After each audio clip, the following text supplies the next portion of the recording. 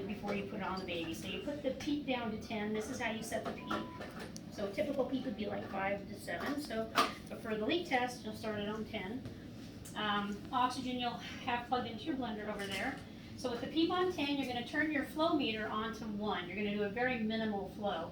If you have bubbling in here from that flow, then you know there's no leak and you're good to go. If it's not bubbling, just check your circuit, make sure that nothing has come loose. This little cap here likes to come open, but once you've done that, you don't even need this piece anymore. All right.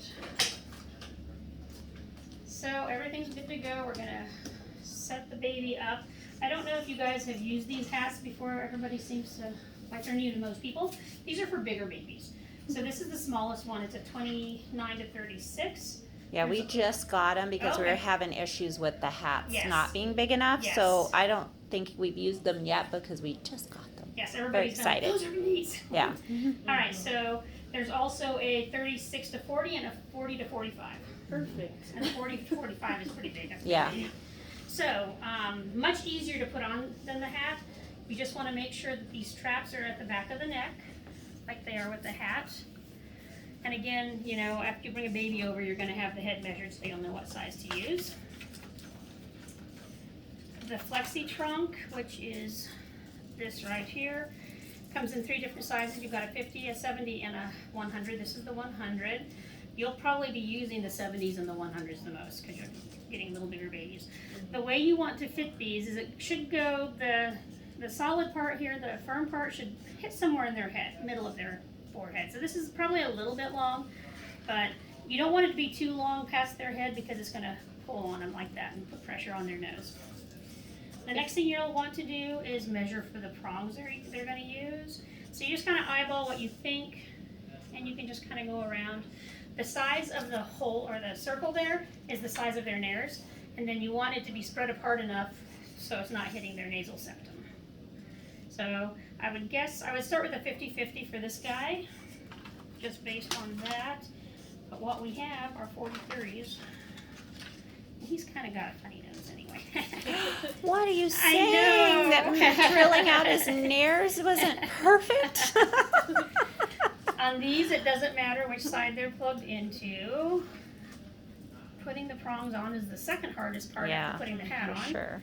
All right, so with these, the way these work is you're going to put this side with the Velcro on it down first. I like to kind of try to go parallel to their face to get the prongs in their nose and then kind of angle it up. So we'll pretend I did that. So the foam goes on the Velcro, and then this strap just goes over like that.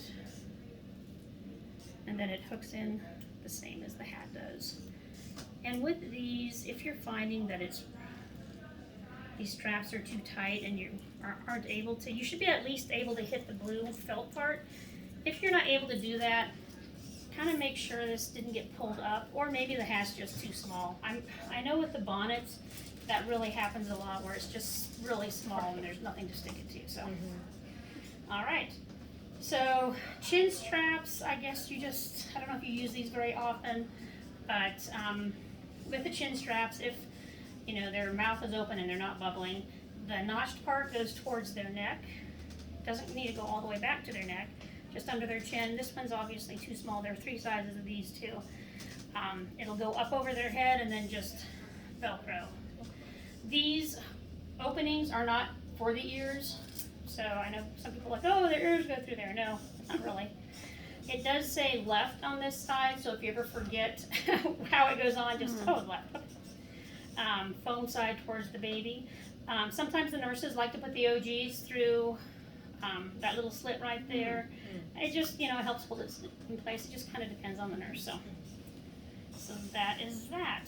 We usually start off with the prongs. Studies have shown that the prongs give a better Cpap than the mask.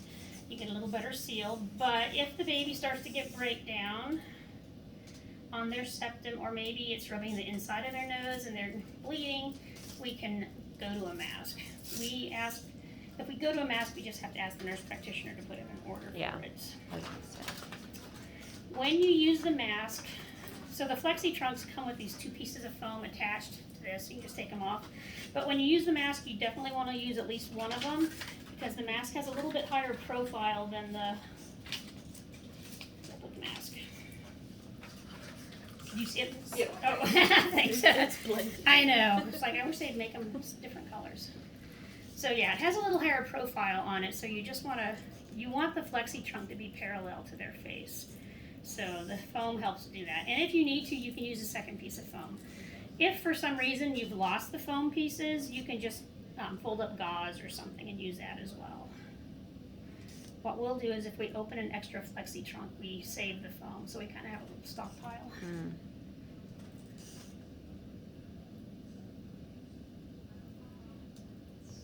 That light is weird. And you don't need to crank the mask down. A lot of people think you need to really tighten it down, and you don't. As long as it's sitting on their face nice, you should get a good seal. You want it to be big enough that it's not blocking the nares and not in their eyes, but you don't want it so small that it's, you know, covering everything up. So that's probably a pretty good size for him. And then another thing you'll want to do is if they're not in a bed like this that has like that little opening right there, just support it with blankets or frogs or whatever. Just, again,